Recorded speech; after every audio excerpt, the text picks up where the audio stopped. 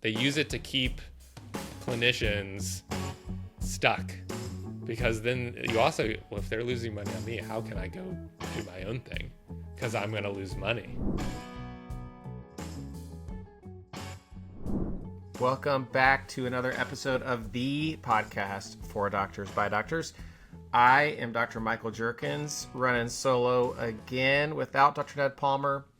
But fun fact is I think he's hosting without me next. So if you're tired of me, just listen to the next episode, skip ahead so you can have Dr. Ned Palmer as your host. But today I'm excited because it's not often that we have a non-doctor joining us for an episode, but today is one of those days. But it's not just anybody, it's someone who actually is helping fight the fight and help doctors across the country with practice, being an independent practice owner, starting a practice, all of the things it takes for a doctor to walk through a very important and also very difficult decision. And if you're listening and you're like, hey, I'm not going to be a practice owner, this is stupid, I would encourage you to still stick around, because there are a lot of aspects of healthcare, on the business of healthcare, that this guest is an expert on and is going to talk to and talk through that also might affect you as well. So with that being said, I'd like to welcome our guest, Mr. Preston Alexander. Preston Alexander is on a mission to help physicians regain their independence. After working as a product manager for global medical device companies, he became a founder, launching and eventually selling a medical device company. Preston then turned his attention to writing about the business of healthcare in a newsletter, The Healthcare Breakdown. There, he found the need for more physicians to be equipped to thrive in the challenging environment of private practice and independence. With the healthcare system placing undue pressure on both physicians and patients, there is no better way to fix the systems than put the doctors back in the driver's seat. I love that sentence. Preston, welcome to the podcast. Thank you for having me. Great to be here. I'm excited. This is awesome. So I said this in the intro I recorded before you came on, but we don't often have a lot of non-doctors join the podcast. So we really love the folks who are not doctors like yourself that fight the good fight and do a lot of work on behalf of our community. And that doesn't go unnoticed. So appreciate that. But because of your expertise, it's interesting, right? You have a lot of perspectives that we naturally do not as doctors. So let me just start kind of high level, and then we'll kind of narrow down this conversation as we go. But what's a part of the U.S. healthcare system that you think is most broken but is actually fixable? Most broken but fixable? I mean, yeah, I sort of think that insurance model is the most broken but fixable. And it's definitely the biggest one. And so I say it for a couple of reasons. The biggest reason that I say why from the we all know why it's broken. I won't, we don't have to go into all that. Yeah. Everyone listening knows why it's broken. But why it's fixable is for a couple of reasons. One big one is that employers in the United States, because we all know that insurance is by and large linked to employment, unless you're on Medicare and Medicaid, or some other federal programs. And employers control about $1 trillion of healthcare spend. That's how much the commercial employed market spends on healthcare. And so, and the mechanism of that is that, in simple terms, there's more to it, but big company says, all right, I need healthcare for all my employees. They go one of two routes. They either go, I'm going to just hire United Healthcare to be the plan. And they just say, all right, we used United Healthcare. Everyone's on United Healthcare. And then it's whatever. The company pays their percentage. The employee pays their portion of it. It all goes through United. The other way is self-funding. So the employer pays 100% of everything. They take on the whole risk profile from for their employees. So if there's an employee portion, they pay it, but they pay it instead of to United, they pay it to the employer because they're covering, they are the self-funded plan. And so that's where, on both sides, really the opportunity is because typically what happens if you work with a BUCA, you're just wholesale outsourcing your plan. And you have no control, you have no idea what they're charging, you're just at their mercy, all this stuff. And so it's $1 trillion just flowing through to these BUCAs with no real controls or mechanisms. And if employers stop and said, wait a second, and they looked at their self-funding and where all their dollars were going and where their employees were going and looked at the whole ecosystem, they realized they have much more control. They can help steer. They can help find lower costs of care sites. They can find higher quality physicians to work with. All these different things that can really drive cost savings, but also improve outcomes. And again, it's a fifth of healthcare spending. And if enough started to shift and change in that market, I think we'd see a significant improvement. And it's the first steps to really changing, right, $1 trillion worth of spend. And then, if you want to talk about insurance and like they own PBMs, and that's like a different segment, but same kind of principles apply. It's just when these groups can step up and say, hang on a second, I want to be in charge of my dollars spent on healthcare and be a good steward for my employees, then I think things change a lot. Yeah, the PBM piece, we had Mark Cuban on, who obviously talks a lot about that. I'm interested, two questions. One might be kind of dumb. Can you explain what a BUCA is? Two is, describe to us the kind of employers that are saying, you know what, we want to be fully funded, do this ourselves. Like, that seems like a lot of work, right? Especially if you're a smaller business. I don't even know what the right size would be for you to be have a self-funded plan. But what's the value prop to the business to say, yeah, actually, I think this is a better idea than just totally outsourcing this to one of the big BUCAs, which I'm about to learn what that is. It's not a dumb question. BUCA is an acronym for like Blue Cross, United, Cigna, Aetna, Humana. And it's just the acronym, BUCA. Got it. We're going to put that in the show notes too. Make sure everyone knows. Spell a word with all the big five. So there's definitely people who are more qualified to talk about the ins and outs of designing, plan design, and self-funding. From what I understand and from what I heard and people I talked to, I've honestly seen self-funding happen in companies with 5 employees, like very small. And it's very specific and very targeted. And then obviously all the way upwards to any large company. And large companies have been doing it forever. Like, huge Fortune 500 companies, like they self-fund already. They just outsource their TPA, which is their third-party administrator, to administer the health plan to like to the BUCAs, to United or Humana or whomever they choose. And so there's an opportunity even there to look for the right TPA to make sure that everything is going right. And you're, again, designing a plan that helps your employees find the best sites of care and get the best care while saving money. And then all the other parts of it, right? A PBM, which Mark Cuban has talked about. Which cool that you had Mark Cuban on the show, by the way. He was fun. Yeah, he was fun, definitely. I met him once, actually. He's a super nice guy. Very approachable, right? Yeah, really easy to talk to. So yeah, I think that like there's a misconception. And in fact, I think it can sometimes be harder for larger employees. Because if you think about our larger employers, if you think about healthcare, it's a hyper-local thing, right? Like I just started physical therapy recently. Had today. My arm is very sore. But my physical therapist I used to use moved like his office like 35 minutes away. And I was like, there's 74 other physical therapists like within 12 minutes of where I live. Like I'm just going to go to one of them. Yeah. And so there's a huge geography element to healthcare. And so as a larger employer, if you had employees all over the country, it becomes increasingly challenging to build a network with all of the different places they could potentially go. So in some ways, it becomes much easier for like, if you're just have employees in like one state or one city to do these self-designed plans, because you can really kind of cherry pick which hospital, which doctor groups, which ASCs, all the different things and build a plan. It's not impossible for the large ones. People do it for sure. And again, the TPA is a big piece of that. But the other part of what I was saying earlier before I cut myself off too was that's the other exciting piece, and why the employer market is what can change insurance is because the technology now, like insurance companies basically just own networks, which is basically just contracting with a lot of different people. So if there's technology out there that can replace an old school building of contractual networks, and help transact more directly between physicians or hospitals and patients. Like that's all we're talking about. Like insurance companies are supposed to like spread risk and do whatever. But if an employer is already self-funding, they carry the risk.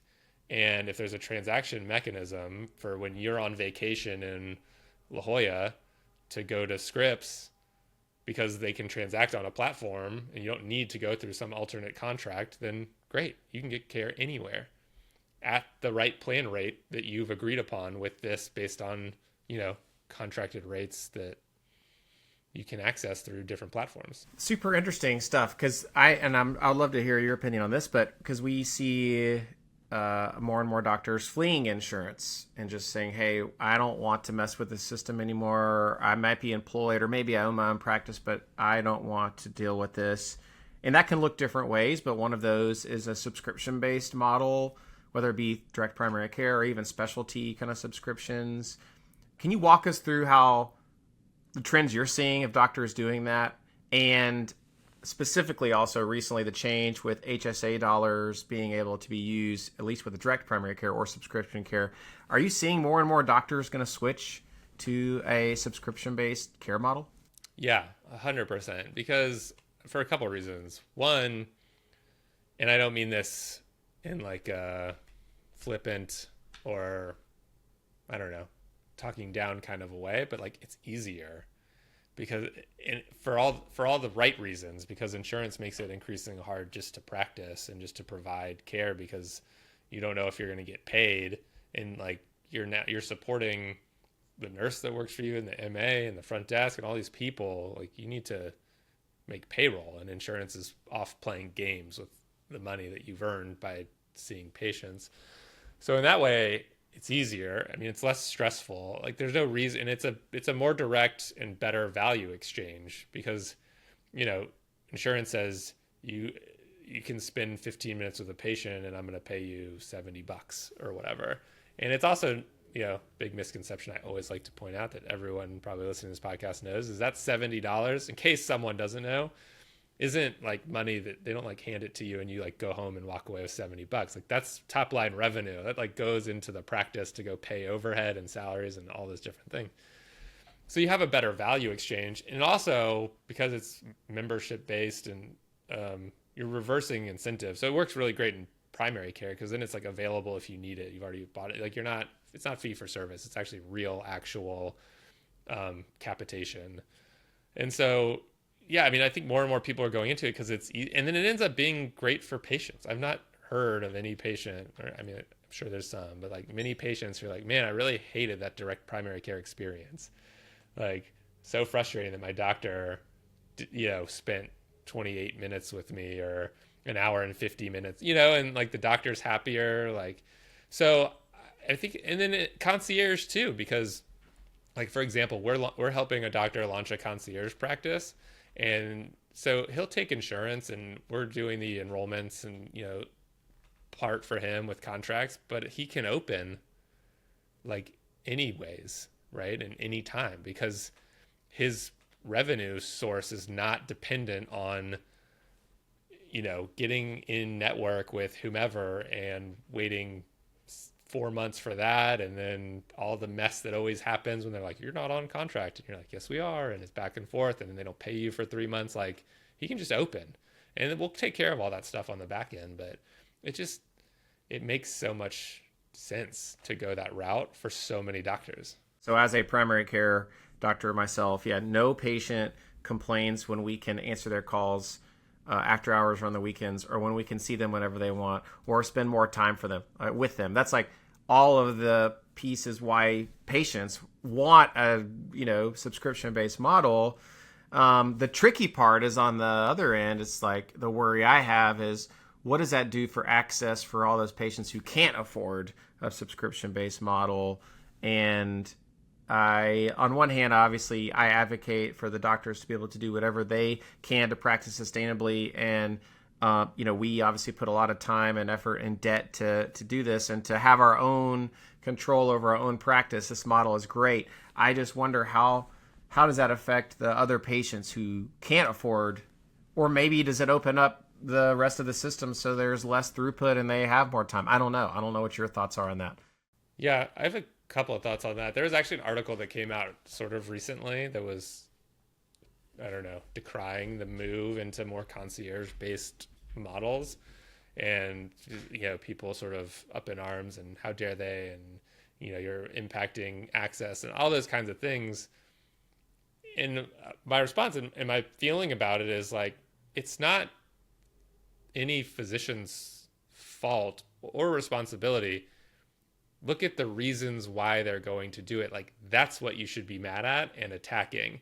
It's the insurance company's fault. It's the health system's fault for like driving people into the ground. Like, those are the reasons why there is now sort of a change that may preclude people from getting access to care. Not that our traditional health insurance model doesn't already preclude people from getting care based on their economic status. So I think it's a sort of double misconception from that standpoint. Because like I talked to my parents, like they're on Medicare, and I was like, you need a direct primary care doctor. Like, why would we pay cash for something? And I'm like, well, just do the math. Like, look at how much you'll have to pay out of pocket every time for a visit and your monthly whatever. Like, you're going to save money. Plus, a lot of them dispense medications like at cost directly from and then all the upsides that you get with it. I mean, so I think there's a misunderstanding in just like the basic how much it actually costs a patient versus using their traditional insurance. It's usually less expensive, and the HSA is going to help a lot. And then on the other side, like any exodus, quote unquote, of traditional insurance is traditional insurance's fault and large health systems' fault, not doctors. That's an interesting thing. Is doctors, in my opinion, this is just based on my experience as someone who went through training and obviously still practices, is it's not like this explicit plan anybody has, but just what ends up naturally happening, I think, is that doctors are made to feel like the superheroes that are going to save the day, not just for the patient, but the health system. And it's kind of, it's this whole discussion of, is this a job or is this a calling? It's probably a little bit of both. But when what you're set up for is, if it's a calling and it all relies on you, is that you have this kind of unhealthy view of, it's all up to me to fix everything in the health system, and I'm going to sacrifice everything for this, even though there's $1 trillion going against me, and systems in place that I could literally never have anything to do with on an individual basis. And then it leads to this weird kind of martyrdom that we put ourselves in, I think. Not all of us, but some of us.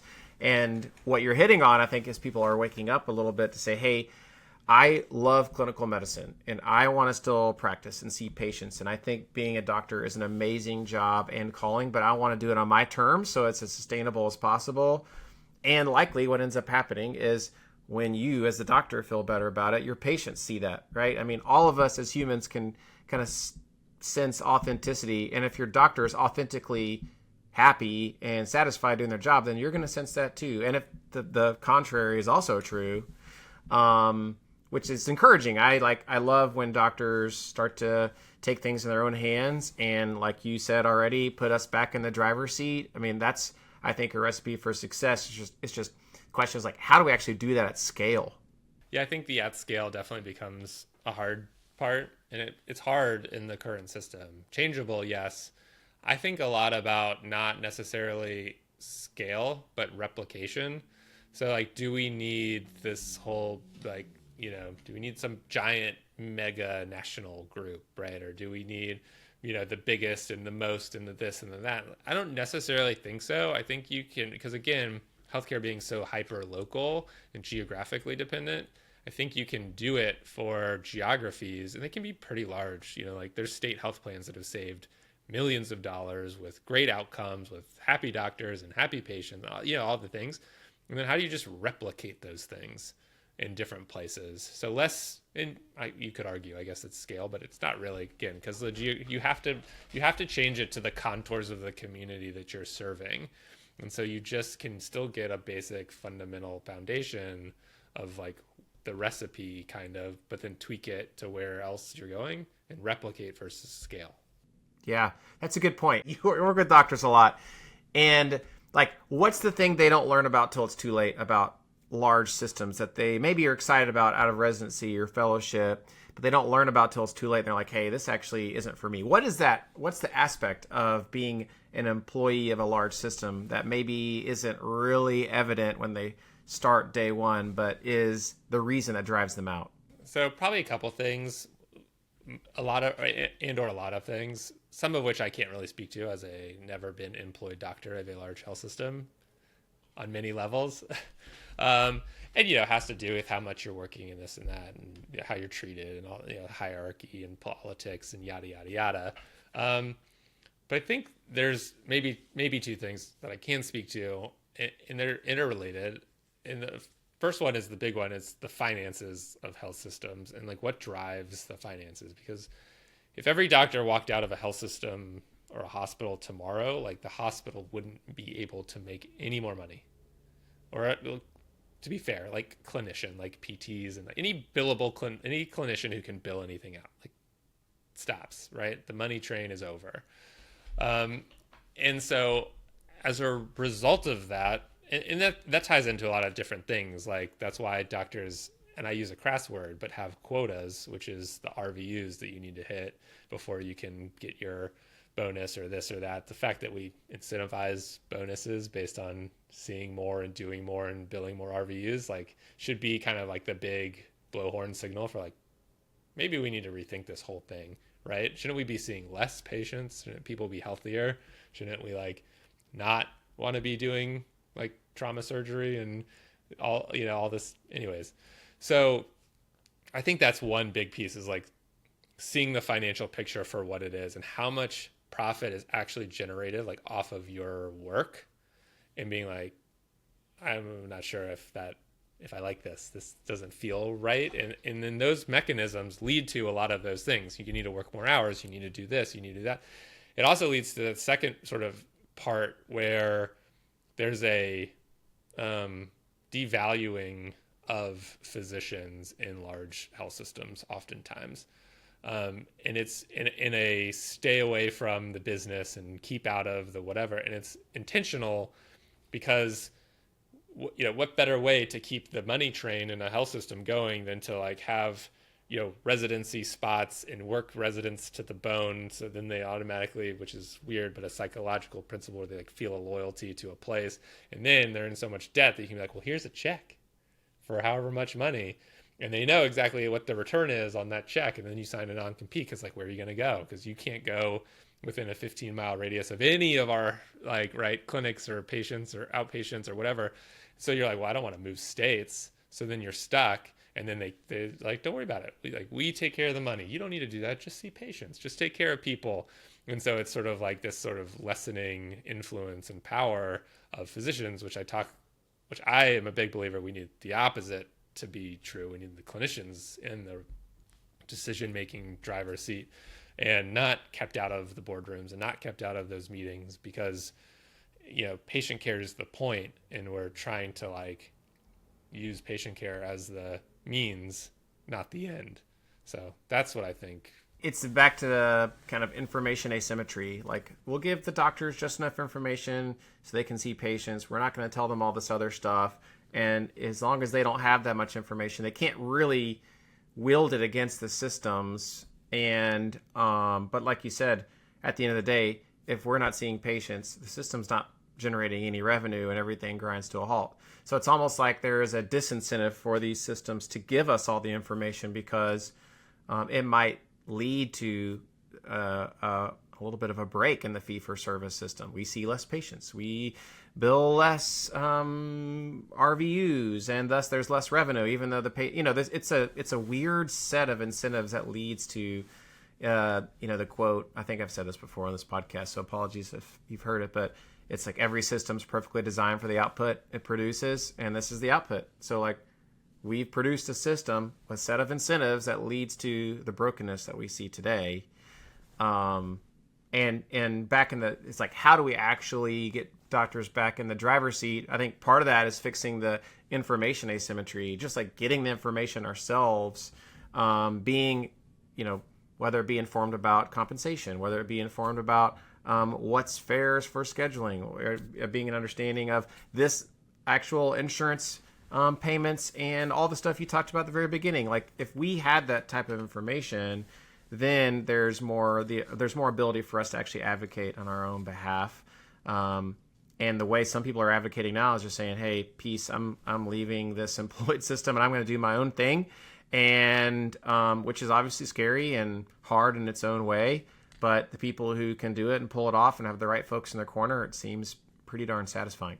I think that's 100% right on. I mean, tell me if you've heard this one before, but primary care doesn't make us any money, or we lose money on primary care, right? That is classic. Rheumatology loses money for the hospital. Like the ER is just a money drain, and we're just spending. Well, okay, if that were true, and it all depends on how you look at it, right? Let's take primary care. If you open a specialty practice right now, or a hospital, whatever, like where do those patients come from? They come from referrals from primary care. So these hospitals create this, again, it's sort of that asymmetry of information, because they'll say like, well, your salary is this and we spend this much money. Well, like, first of all, that we spend this much money is just allocating money that they were spending anyways. They can allocate however much they want. And they say, with the salary amount, but they don't tell you about all of the revenue that they're generating based on all of the inflow of patients that you sent their way. Same with the ER. Rheumatology is one of my favorite examples, because all they do is bifurcate rheumatology from the amount of infusion scripts that they write and the amount of money that they print giving infusions to patients. And they say, we're losing all this money on you. I'm like, well, that's because you're not including any of your infusion money, revenue, but you're probably loading a bunch of that infusion center overhead onto the rheumatology practice. And you're saying like, look at all the money we're losing. So yeah, that asymmetry is big. And then they use it. They use it to keep clinicians stuck, because then you also, well, if they're losing money on me, how can I go do my own thing? Because I'm going to lose money. My specialty doesn't make any money, right? That's what the narrative becomes. That's exactly right. Yeah, I think it's like this doctors undervaluing ourselves, where we don't really know what our worth is. And then you're right. If you've been part of this large system, like, hey, you're actually part of a group that just continues to lose money, you should be thankful that we would even offer you a job for such a poor return on an investment of being a primary care doctor or a rheumatologist. Don't mind all those people emailing you and calling you and paging you, offering you jobs throughout the country for short-term contracts. They are tricked. We know truly that you don't make any money, so just be thankful. Is such a crazy thing. Primary, or even hospital divisions too, right? It's like general internal medicine loses money for the hospital. You're like, okay, well, I guess we should just stop. We should just stop offering internal medicine services in the hospital then, if it loses money. Like, or the GME groups that tell the residents, like, you guys are a money loser. Like, sorry, like, we're doing this because we love education. We just are bought into training the next generation of doctors. This is basically charity work. We all feel very good about our not-for-profit charity work and educating the next generation, because you guys lose money. Like, come on. Like, all of us know that's just not true. But it's disingenuous. And maybe this is too cynical. I'm normally not this cynical. Sorry, I bring it out of people. It's not you, it's me. It's, again, going back to this information asymmetry and then manipulating doctors and making us feel stuck. And I think, again, we say this 5 times already in this episode, but like doctors are like, hey, this actually didn't make any sense. I'm going to go do something different. And some leave medicine altogether. And some say, no, I'm going to do medicine on my own terms. So I guess, what advice do you have for those doctors that are still on the inside? They're still in these large systems. Like, when they're there, what can they do to try to bring about change? Change within the system that they are working in? Yeah. That's a really great question. Actually, I did a podcast recently about this. It's called and it's geared towards more like CMOs in hospitals and health systems. And I mean, I think there's probably a few different ways, but and you said it, like a system, the output of a system gives exactly what it's designed to give, basically. And a health system every system is made up of subsystems and subcomponents, and any one little thing, like, I don't know if you ever watched Curb Your Enthusiasm, but Larry David's like system of like putting the DVD and putting the thing, even that is a system, quote unquote. So within your sphere of influence, what's the system? Like, systems are often invisible until you make them visible. Make your system that you have influence on visible, and then work to improve it and fix it, and then keep going, basically, and keep increasing that sphere and keep making the systems more and more visible, because people will start to see how they can change it. Because working in health systems can be super rough and hard, and the burnout rates are high, but there are also ways to start fixing those systems to make it not as rough as it is. And then, getting involved in any sort of and it's hard because no one has the time, and I get it, but raising your hand for leadership roles. Like, I'm a big believer in, instead of leaving medicine, perhaps there's an opportunity, if you want to go start a private practice, like, I'm all for it, obviously. But if you want to leave medicine, maybe there's more opportunity for non-clinical leadership roles, maybe jumping into a non-practicing physician and do something different. It doesn't even have to be like a CMO role. It could be a totally different business function. It's a big change, but I think those are the types of things that people can do, that we need, is to just start getting involved in pushing your way into all of the non-clinical areas of the hospital, into the business side, and bring that clinical perspective. Yeah, that's a really healthy way to look at it. And that might be a good shift. I know several people have gone into administration or leadership roles that were amazing clinicians too. And this hope is that, there's enough of those voices in the room that there could be some push for change. Talk to me about this. This is always a crazy thing I think doctors have questions about, or maybe don't understand. There, from what I know, no restrictions on attorneys owning a law firm. No restrictions that I know of on plumbers owning a plumbing business. But why are there so many restrictions on doctors owning hospitals, as an example? That seems crazy to me, but explain it to me like I'm 5, please. I don't know if I can explain the logic behind doing it. Well, I suppose I could, but it's cynical again. I don't want to keep bringing the cynicism out of you. Thank you. The moratorium on hospital ownership by physicians came about during, the ACA, when the moratorium happened. Some were grandfathered in. There's some really narrow segments for specialty type of hospitals, but it was just the idea, in the same idea behind the Stark laws and kickback laws, which someone did give me this sort of history about Stark. It's he's a person, and didn't sound like a great guy. Anyways, and it's I guess if you wrote it down on paper and then assumed that every doctor was corrupt and just wanted to make as much money as possible, that it would make sense. But it doesn't make sense, because that's just not true.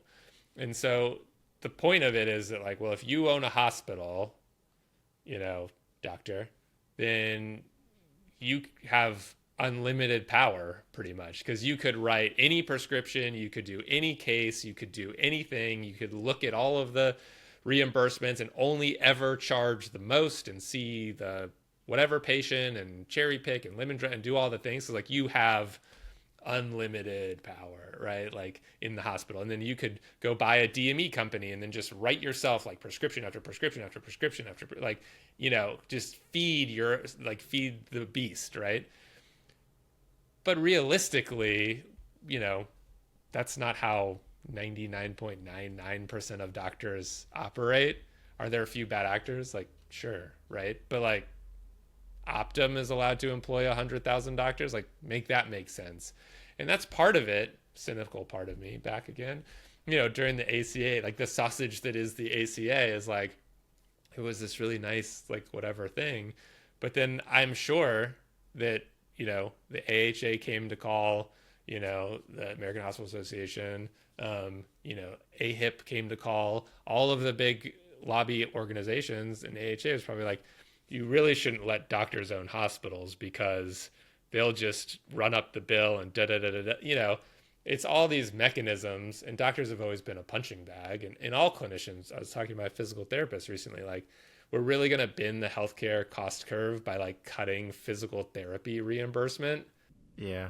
Instead of getting like, $7 for every 15 minutes, like you only deserve 650. Like that's going to bring healthcare costs down. Like, no, but it's just, again, that back to that sort of asymmetry. Like it's a power shift too, because, United Healthcare wants to keep as much money as it can and control as much as it can. The large health systems, and, AHA does a great job lobbying, and ACA, American, Affordable Care Act, used to be this thing, originally when it was first written, that, maybe there were some pitfalls to it, whatever. But then the only way it could get passed is by playing ball, right? And giving up this little piece and that little corner and this little thing and changing that. And it was to please the insurance lobby, to please the hospital lobby, all these different lobbies. So that's, I guess that was more of a rant than I think a good explanation. I love it. I think it's great. That helps. Is that changing? Like, because I feel like you hear some headlines or push that might be changing this moratorium. Walk us through any changes that have happened or are on the horizon on the hospital owning specifically. I think, again, like a lot of sentiment, and there has been some push for like, easing that moratorium on physician-owned hospitals. I think it's ridiculous, obviously, but a lot's happening tangentially or in parallel to, like, a lot of CON laws, so certificate of need laws, are getting taken out in different states. Like South Carolina just got rid of their CON laws. Georgia's are still bad. And anyone who doesn't know CON is certificate of need. So you have to basically prove that there's a need for an ASC to be opened, or a hospital to be open, or an outpatient, not, an office doesn't count, but like an outpatient something to be opened in a specific area if there's a need, medical need in the community. And who defines need, right? Like, is it just some random committee that says, yeah, there's a need, or no, there isn't? Yeah, pretty much you have to like do all the legwork and research and spend a lot of money. But then guess what? The hospital can sue you to block your CON, and then the state issues them so they can say there's no CONs available for whatever. Like home health, you need a CON in Georgia. And they're like, we don't need any more home health. And you're like, that's just not true. And a lot of the home health suck because they have a certificate of need. And there's only, they're limiting supply, basically. Yeah, the opposite of a free market. Right, 100%. So with the easing of CON laws, with the easing of non-competes, which, are definitely state by state, and there's, I think, a lot of unfortunate misunderstanding with non-competes. I don't think any physician should have a non-compete, or clinician. I think hospital ownership makes sense. I think people are working on it. And yeah, unequivocally needs to be gotten rid of. On the ownership piece, let's move to the smaller entity, the private practices, or even the MSOs or large groups. Where is private practice heading for physicians specifically? And are there specialties that you predict are going to have more physician ownership as a percentage? Walk us through where you think the space is headed. I guess there's probably like some realistic answer, like an actual answer, and then like a more hopeful answer, I guess. And my answer will probably be somewhere in between what that is. I think that despite employment going up, sentiment is going like in the exact opposite direction. That more physicians are, suffering from moral injury, or burned out, or, over it, or fed up. There just doesn't make sense to do it anymore. And so they're looking for an alternative, and private practice provides that alternative. So I think the employment's going to hit a ceiling and probably reverse at some point. The question is, like, what does that look like? Is it a lot of just solo independent physicians? Is it a lot of cash based? Is it a lot of, are people going to get groups together and truly be independent? And when I say independent, I mean typically not private equity backed. Working with an MSO, not necessarily. Like, there's different flavors of MSOs. MSO can be private equity backed, and it's basically a private equity company, or it can just be an MSO, and it can work great for some doctors. So I think it just depends, and it's going to look like a lot of different things, but it's regardless of the private equity piece and the MSOs, I think that becomes the bigger question is like, what's the private equity role in healthcare in the next 10 years? I think Oregon just passed some legislation preventing private equity from owning any kind of clinic or physician practice, because we have corporate practice of medicine laws in most states, or most states sort of ascribe to them, which say that if you're not a doctor, you can't own a medical, clinic, professional corporation, or PLLC. But there's ways around that, contracting ways. Thank you, attorneys. And so private equity owns a lot of groups now. And so I think that becomes the bigger question mark. And a lot of it sort of goes back to what's driving that. And it's insurance companies playing games and making it harder to practice and making it challenging and difficult and confusing and delaying payments. And so what do you want to, if an insurance company can just send you a letter that says we're cutting your reimbursement 40%, and that's 70% of your patient panel, then like, what are you going to do? Well, you're probably going to sell to private equity because they have better contract rates, because they've been able to like buy a lot of these distressed groups and then aggregate their leverage and then contract higher rates from the insurance company. So I think that becomes the big question mark, is how those dynamics continue to shift and where private equity. But, again, it's a little rambly. I apologize. It's going to depend, because any specialty that's sort of strong and can stand on its own. Dermatology is like a great example, but that means they're also really great targets for private equity acquisition, because they want the roll up and they want the high multiples, and they want the strong cash flowing businesses. That's the part that stinks, right? Is that, those that enter into the private practice world in an independent practice, they're like, man, I'm going to be a partner. Then the existing owner sells to PE for some big number and now cuts out that opportunity for the new physician. You hear that story all the time, and my colleagues. But like, take out private equity. Let's just say, as an example, there's more barriers to private equity doing all these roll-ups, and there's an environment that doctors are leaving the employed setting, starting their own practice, or buying an existing entity, growing it. Is there a specialty flavor that you predict? Like, in the next 5 years, this specialty will have the largest growth in independently owned private practices? Is it cardiology? Is it primary care? What do you think? That's a good question. I think primary care is going to see a lot of growth, but it's going to be concierge and direct primary care. I think that honestly stands to be the one that's going to grow the fastest and stay the most independent through those models specifically. I think there's already now like 2,400 DPC practices across the country, and it's growing every single month. I think the other ones, it's hard for me to call out like a specific specialty. I think ortho's always sort of stood on its own and will continue to do that, because more and more people are getting into ASC ownership. And that's going to be that's already been a boon. And if you can run it correctly, people want to go to ASCs. They're lower cost, but higher profit for the group that owns it. And so again, if you do the right things with employers, you can direct contract, and then you don't have to deal with insurance at all. I mean, you look at the Oklahoma Specialty Surgery Center.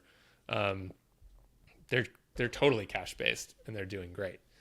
So I think those sort of stand out, but across specialties, I could definitely see the growth coming. I think rheumatology, probably, like people in rheumatology are starting to realize, like, wait a second, they keep telling us we're losing all this money, but if you can just, get a few infusion chairs in the office, like, you're set.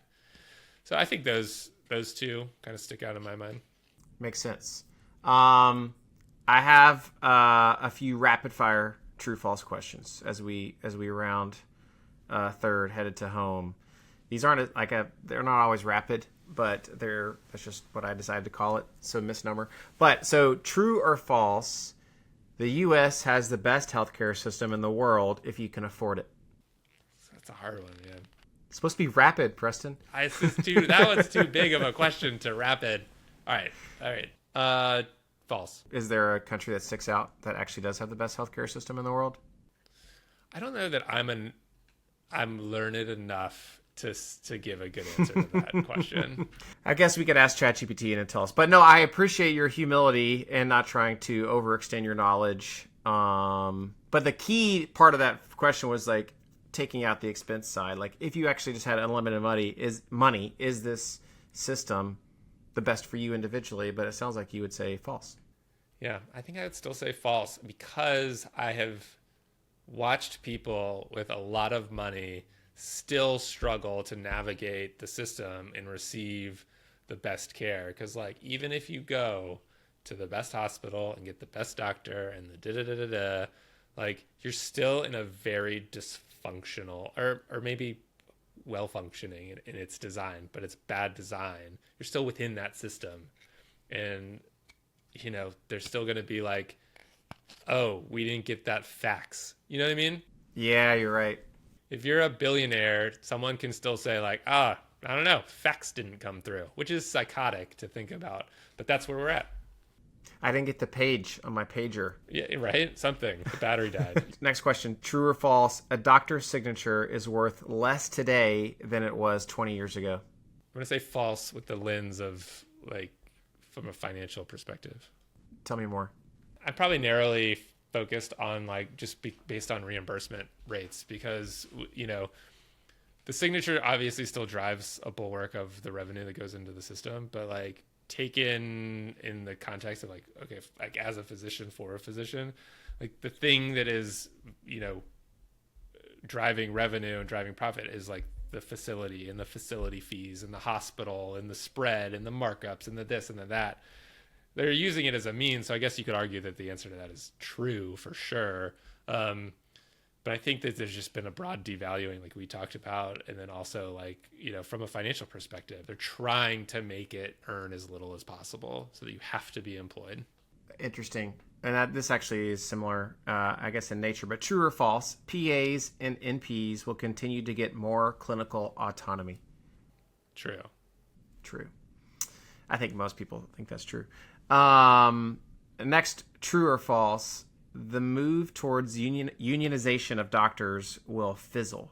I'm going to say false because I think it's just going to stay on the like flat soda fizzle level. Like slightly flat Sprite at a restaurant. Right? Like you opened it like yesterday and you're like, maybe it's still good. And like it's not, like, but it's just barely fizzly. It's not heating up and it won't just like take over the systems, whether it be residencies, fellowships, or health systems. You don't think there's too much going against it maybe? Or why do you think that? Yeah, I think there's too much inertia there. Plus like, and I know people say this and I don't say this because again, it's an area that I don't know that I'm uniquely qualified to mention that like doctors have a hard time like organizing and agreeing. And I think from like unions just also introduce another middleman into an already middleman heavy, like to send someone to, I get it, like to send someone to negotiate on behalf of like, you know, the populace of like a certain, but it's just like, we need less of that and more like real value transaction. And I think that just like, I get it. I think it does make sense. I'm not like an anti-union person. I just think for some of those reasons, it's going to stay at the level of like the old Sprite, the old open Sprite. I like that. Description. I don't necessarily like the actual answer, but the description is great.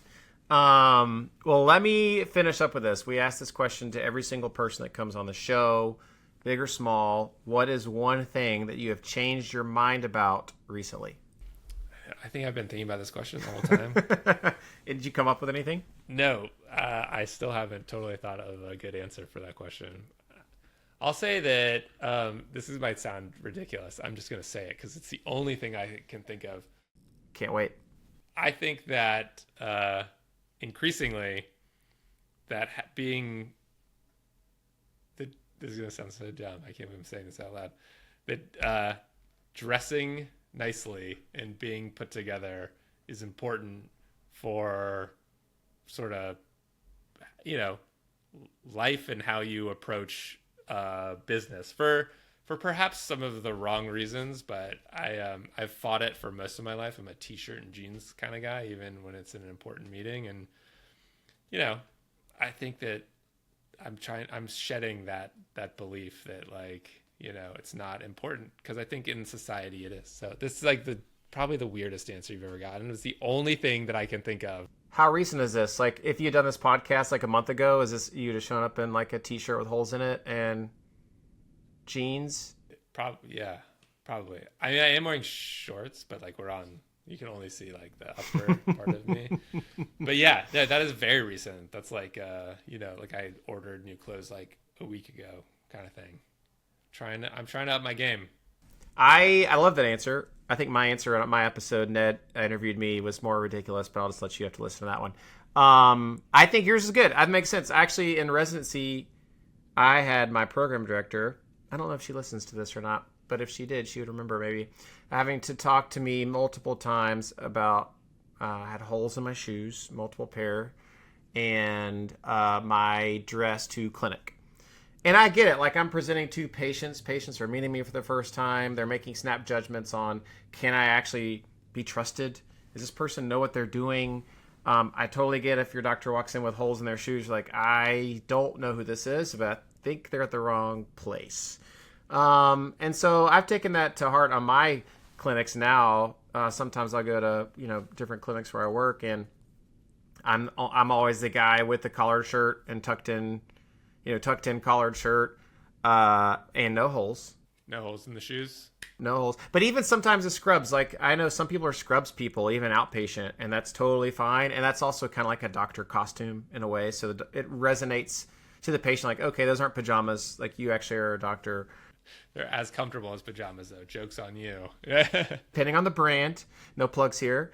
Yeah, I mean, I don't know. I just feel like, to your point, it matters to the patients, and I want to have a good therapeutic relationship. And even if it's weird, I do think, and there's studies on like the white coat. I don't wear white coats, but on the white coat, even that, weirdly enough, engendering some trust with the patients. I will not, no matter what the data is, I feel like I'm a data-driven person, but there's not enough data out there to make me wear a white coat.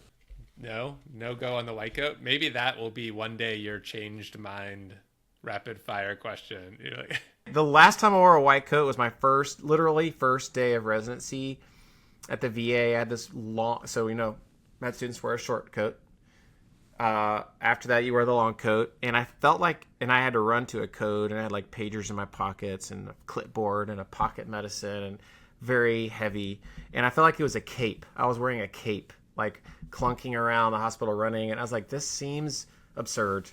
Can't do this. It's one of those symbols, right? Like stethoscope around the neck, like, then it's an immediate sort of like, all right, I know this person, like, right? You can, because I mean, like, again, I've fought it for so long, like people, and I probably do it, right? But I try not to judge people on like their appearance, but it, unconscious, subconscious bias. And so it's something that I've recently changed my mind about, come to terms with, because like I want, if I'm coming in to a meeting with a physician and I'm like, trust me with all of your revenue, and I'm like wearing jeans with holes in the knees and like a t-shirt, they're going to be like, I don't know. Who's this guy? You're either a billionaire and really don't care, which you wouldn't be here if that's were true, or like you don't have any idea what you're talking about. So that is fair. Well, I appreciate that answer. I want to make sure people are listening know this, but where can folks find more of you and your writings and all of the great information and work you do for doctors? LinkedIn is going to be the primary spot. So find me, Preston Alexander.